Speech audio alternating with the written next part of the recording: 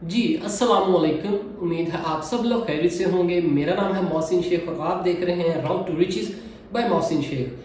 आज हमारा यूएस से ट्रक डिस्पैच लेक्चर नंबर 4 है। लेक्चर नंबर 3 में मैं बात की थी कुछ स्पेशल इक्विपमेंट्स की, रिक्वायर्ड इक्विपमेंट्स की, जो कि डिफरेंट ट्रक्स के लिए डिफरेंट होते हैं। देन हमने बात की थी ईयरली डिवाइस के अकॉर्डिंग। आज का लेक्चर कुछ इस तरह होने वाला है कि हमने जो बेसिक्स हैं वो 3 लेक्चर्स में कवर कर लिए हैं। लाइक जो हमारे बेसिक्स हमारे समझने वाले थे अकॉर्डिंग टू अवर फील्ड, वो हमने 3 लेक्चर्स में कवर कर लिए।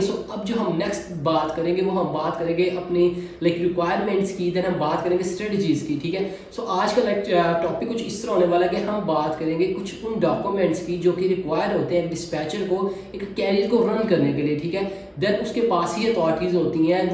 वो डॉक्यूमेंट्स लेने के बाद ही एक डिस्पैचर इतना मतलब कि कैपेबल होता है किसी भी कैरियर को रन करने के लिए। ठीक है, उसके पास कुछ अथॉरिटीज आ जाती हैं, देन वो किसी भी मतलब कि ब्रोकर से डील कर सकता है अपने कैरियर के बिहाफ पे। ठीक है, आज का टॉपिक कुछ इस तरह होने वाला है। देन एक छोटी सी एक हेडिंग अगेन मैं बात करूंगा इस टॉपिक में, इस लेक्चर में, कि like how many type of drivers, like कितने टाइप के ड्राइवर्स होते हैं। ठीक है, जो कि एक ईयरली डिवाइस के साथ कनेक्टेड है चीज़। तो हम आज इस पर भी बात करेंगे। आज की भी वीडियो ज़्यादा लेंथी नहीं होगी। ठीक है, टॉपिक्स हम बस ये 2 टॉपिक्स कवर करेंगे, तो वीडियो को स्किप ना करिएगा, वीडियो को लास्ट तक जरूर देखिएगा।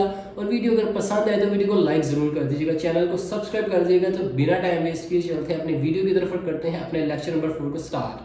तो जैसा कि हमने अपने टॉपिक्स की बात की कि हम आज बात करेंगे कुछ रिक्वायर्ड डॉक्यूमेंट्स की, कुछ लीगल डॉक्यूमेंट्स की जो कि एक डिस्पैचर को चाहिए होते हैं कैरियर को रन करने के लिए। देन हम बात करेंगे how many type of drivers. सबसे पहले मैं स्टार्ट करूंगा ड्राइवर्स की हेडिंग पे। लाइक एक छोटी सी हेडिंग है कि there are 2 type of drivers in USA, like solo driver and team driver. इसको हम टाइप्स में इसीलिए कन्वर्ट करेंगे जैसे कि हमने बात की थी अपने लेक्चर नंबर 3 में ईयरली डिवाइस के अकॉर्डिंग कि ईयरली डिवाइस क्या है और इसको हम एक ट्रक को कितने टाइम के लिए चला सकते हैं एक दिन में। ठीक है, तो उसका कॉन्सेप्ट जो है ना वो सोलो ड्राइवर और टीम ड्राइवर्स के साथ कनेक्टेड है। ठीक है, जैसे कि अगर एक सोलो ड्राइवर है वो ईयरडी में लॉग इन करता है, ठीक है, तो देन वो अपना एक ट्रक जो है मतलब कि वो दिन में सिर्फ 12 घंटे चला सकता है। ठीक है, अदर देन दैट उसका टाइम अगर वो कंप्लीट होता है तो वो उसको रेस्ट करने के लिए एक टाइमर लग जाएगा, उसके ऊपर एक लॉक लग जाएगा ईयरडी के ऊपर, देन वो अपना ट्रक रन नहीं कर सकेगा। और अगर वहीं पर अगर वो टीम ड्राइवर्स हैं तो देन 12 घंटे एक ड्राइवर ट्रक को चला सकता है, ड्राइव कर सकता है। देन जो उसका दूसरा ड्राइवर होगा वो ड्राइविंग सीट पर आएगा और पहले वाला ड्राइवर जो रेस्ट करेगा। ठीक है,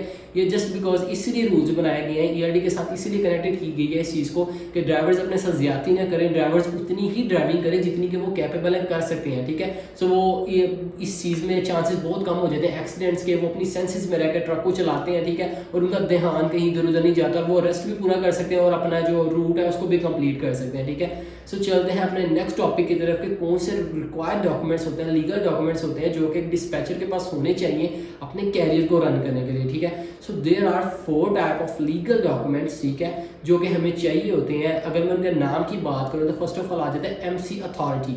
अब एमसी अथॉरिटी क्या है, वो कहाँ से ले सकती हैं और वो क्यों नेसेसरी होता है, ये मैं आपको बताता हूँ।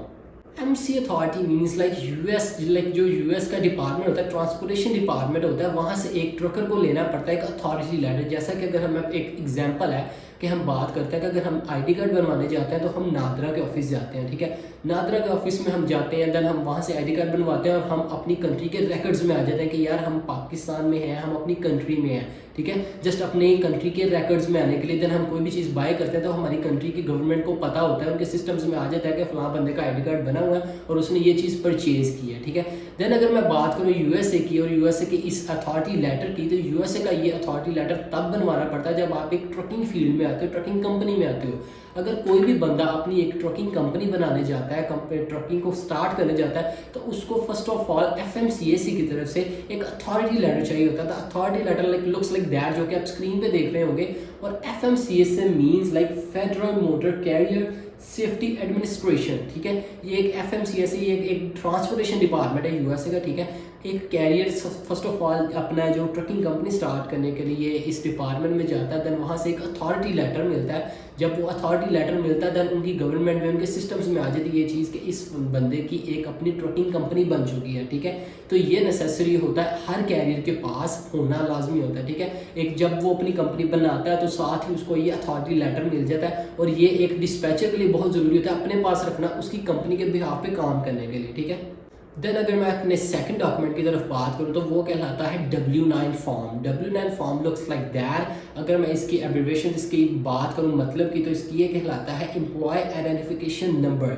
इसमें कुछ इस तरह की चीज़ें मेंशन होती हैं, लाइक टैक्स पेयर, लाइक किस टाइप के वो उसने ट्रकिंग कंपनी अपनी स्टार्ट की है, कौन सी कॉरपोरेशन से वो कनेक्टेड है, दिस एंड दैट, और देन उसको एक आइडेंटिफिकेशन नंबर दिया जाता है उसकी कंपनी के अकॉर्डिंग, ठीक है। ये W9 फॉर्म भी इसको ट्रकिंग कंपनी के बाद इसके लिए रिक्वायर होता है कैरियर के लिए, ठीक है, और एक डिस्पैचर के लिए भी रिक्वायर होता है अपने पास रखना उसकी बिहाफ पे काम करने के लिए। देन अगर मैं थर्ड डॉक्यूमेंट की बात करूँ तो ये एक बहुत ही मतलब कि मीनिंगफुल और एक ऐसा डॉक्यूमेंट है जो कि आपको समझना बहुत ज़रूरी होगा नेक्स्ट अपने इन फ्यूचर लाइक इस फील्ड में, ठीक है, जो कहलाता है NOA, ठीक है। NOA means like notice of assignment. The document looks like that, जो कि आप स्क्रीन पे देख रहे हो, ठीक है।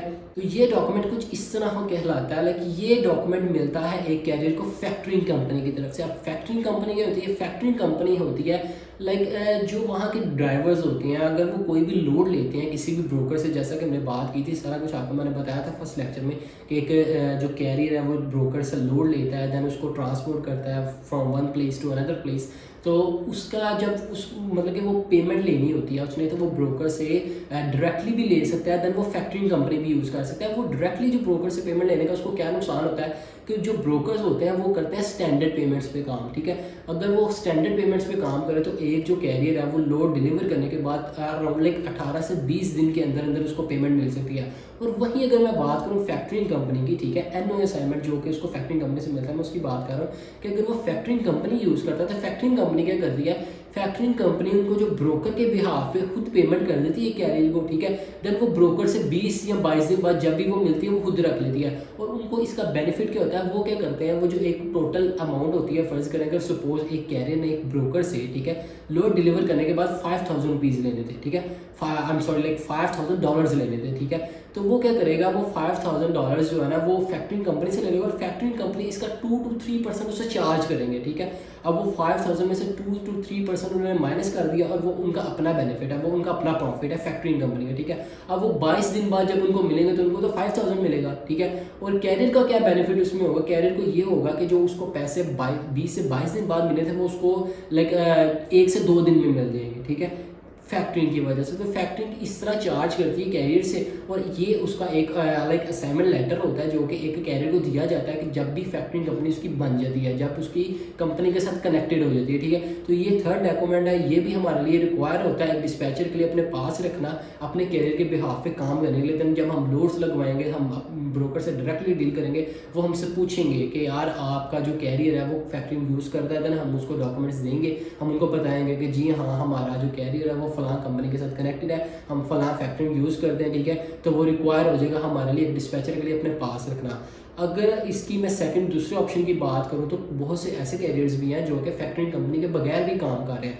अब वो कैसे काम कर रहे हैं? वो काम इस तरह कर रहे हैं कि एक इसके अल्टरनेट एक चीज़ है जो कि आप स्क्रीन पे देख रहे होगे, void cheque. Void cheque means empty cheque, ठीक है। अभी आपको दिखाने का मकसद ये है कि जब एक कैरियर है मतलब कि वो लोड लेता है, डिलीवर करता है, देन उसको पेमेंट की बारी आती है अपने ब्रोकर से लेने के लिए, तो अगर वो फैक्टरिंग नहीं यूज़ करता तो उसका सेकंड ऑप्शन ये होगा कि वो अपना एक वॉइड चेक पास करेगा। वॉइड चेक मीन्स हमारे लिए चाहिए होगा जस्ट हमारे उसकी बैंक डिटेल्स लेने के लिए, ठीक है। देन हम क्या करेंगे, हम ब्रोकर से डील करेंगे, हम ब्रोकर को बताएंगे कि हमारे पास कोई फैक्टरिंग कंपनी नहीं है, हमारे पास एक वॉइड चेक है, हमारे पास बैंक अकाउंट है और हमें आपसे स्टैंडर्ड पेमेंट चाहिए। स्टैंडर्ड पेमेंट जैसे कि मैंने आपको बताया कि 20 से 22 या 18 दिनों में मिलती है, ठीक है। तो हम क्या करेंगे, हम जो वॉइड चेक से दे के उसका राउटिंग नंबर, उसका बैंक अकाउंट नंबर वगैरह जो है ना वो ब्रोकर को डिटेल्स पास कर देंगे। देन वो 20 से 22 दिन के अंदर अंदर इन्वॉइस बना के वो हमारी इन्वॉइस को पे कर देंगे, ठीक है। तो ये होता है सेकंड ऑप्शन फैक्टरिंग कंपनी के अल्टरनेटिव, ठीक है। अगर मैं नेक्स्ट बात करूँ कि जो डॉक्यूमेंट लास्ट डॉक्यूमेंट है जो हमारे लिए रिक्वायर होता है वो है COI, ठीक है, certificate of insurance. Document looks like that. ये अब एक इंश्योरेंस की तरफ से एक लेटर है कैरियर के पास, ये उसके पास प्रूफ है कि वो मंथली कितनी इंश्योरेंस पे कर रहा है, उसकी इंश्योरेंस जो है वो कितनी कैपेबल है, कितना मतलब कि क्लेम ले सकती है कि कमोडिटी का। फर्ज करें अगर वो एक कैरियर एक जगह से दूसरी जगह किसी कमोडिटी को ट्रांसपोर्ट कर रहा है, ठीक है। अब वो कमोडिटी तो उसकी नहीं है, अब कमोडिटी जिस ऑनर की है वो क्या करता है, वो एक रिक्वायर रखता है डॉक्यूमेंट को, इंश्योरेंस को, कि वो देखना चाहता है, वो देखता है फर्स्ट ऑफ ऑल कि एक कैरियर कितना एलिजिबल है, कितनी कमोडिटी ले सकता है, मतलब कि कितनी कॉस्ट तक की कमोडिटी को हॉल कर सकता है। अगर सपोज कि ये एक कमोडिटी है जो कि एक कैरियर एक जगह से दूसरी जगह ट्रांसपोर्ट कर रहा है और इसकी कॉस्ट जो है वो $50,000 है, ठीक है। और एक जो कैरियर है उसके पास जो इंश्योरेंस है वो क्लेम कर सकती है $100,000 तक की कमोडिटी को, ठीक है। तो ये उसके लिए चीज़ सेफ है, वो कमोडिटी को होल्ड कर सकता है, ठीक है। अब वो क्या होता है, वो मंथली वो अराउंड लाइक 8 to 900 इंश्योरेंस को पे करता है। देन इंश्योरेंस उसकी किसी भी कमोडिटी का क्लेम उठाती है, जैसा कि हमने यहाँ पे भी देखा होगा कि हम किसी भी कार की अगर इंश्योरेंस करवाते हैं, देन हमें कार में अगर इन केस कार जल जाती है, कार का एक्सीडेंट हो जाता है, तो हमारी जो इंश्योरेंस है वो उसका क्लेम उठाती है, प्रॉपर उसको ठीक करवाती है, उसके ऊपर जितनी भी कॉस्ट आती है उसको वो सारी इंश्योरेंस करती है। तो इसी तरह एक कैरियर के पास नेसेसरी है, एक बहुत ही लाजमी है इंश्योरेंस होना किसी भी कमोडिटी को होल्ड करने के लिए। अदरवाइज कोई भी जो उसका शिपर है या कोई भी कमोडिटी का ओनर है वो उसको कमोडिटी नहीं देगा तब तक जब तक उसके पास श्योरिटी नहीं होगी।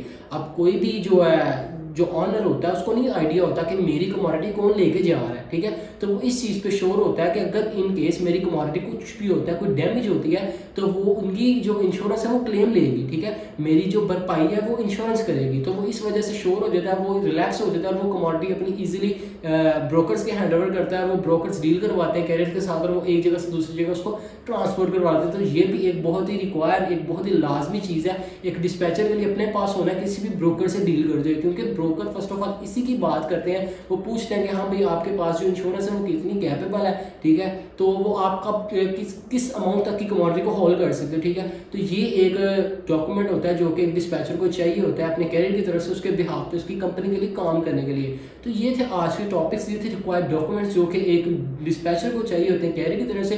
तो उम्मीद है आपको वीडियो लाइक इन्फॉर्मेटिव लगी होगी, वीडियो आपको पसंद आई होगी। अगर वीडियो पसंद आई तो वीडियो को लाइक ज़रूर कर दीजिएगा, चैनल को सब्सक्राइब कर दीजिएगा मज़ीद ऐसे कोर्सेज़ के लिए जो कि अगर आप इंटरेस्टेड हैं, जो कि अगर आप चाहते हैं कि यार अपनी स्किल्स को इम्प्रूव करें, कोई किसी ना किसी तरह का आपको कोई वे मिले, कोई एक राइट रास्ता मिले आपको कोई अर्निंग स्टार्ट करने का, अपनी स्किल्स इंप्रूव करने का, तो आप चैनल को ज़रूर सब्सक्राइब कर दीजिएगा। इंशाल्लाह जितने स्किल्स हो सकेंगे, जितने कोर्सेज इस टाइप के हो सकेंगे आप तक हम ज़रूर पहुँचाएंगे, ठीक है। तो वीडियो को आज मैं यहाँ पर ख़त्म करता हूँ, नेक्स्ट हम बात करेंगे अपनी स्ट्रेटजीज़ पे, नेक्स्ट टॉपिक्स पे, ठीक है। तो वीडियो अगर पसंद आई तो वीडियो को लाइक ज़रूर कर दीजिएगा। अपना बहुत सारा ख्याल रखिएगा, मिलते हैं नेक्स्ट वीडियो में, तब तक के लिए अल्लाह हाफिज़।